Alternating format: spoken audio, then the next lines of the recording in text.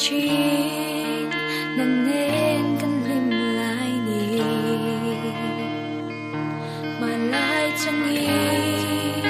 rằng mỗi lần liềm ta xin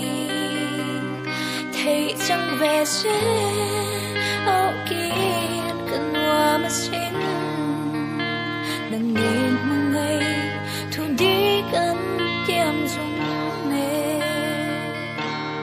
mến môi đồn kia về trong mơ cần him đi dùng tiếng hát dòng mưa lìa mặn cập hello cần tiêm thu đi dùng tên nè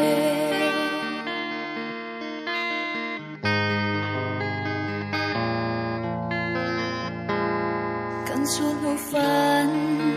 chẳng nghĩ để hiện bồi tê nắng ngày lung lên thở lên chỉ là xin nắng giống mình ngái lâu tên lên mã la dù ngày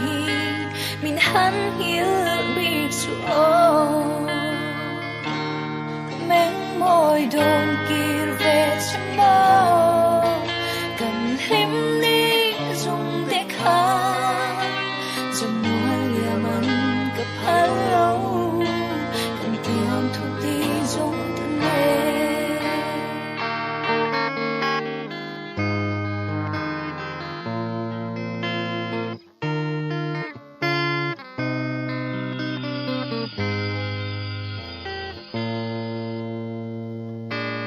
trôi ra bụi bôn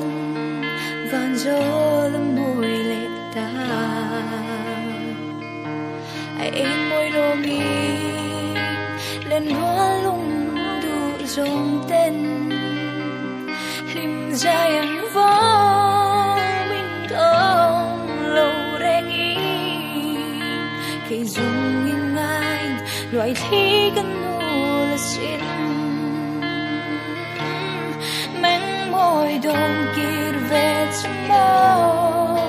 cần him đi dùng tiếng hát dòng mưa lìa mặn cập hello cần tiêm thu đi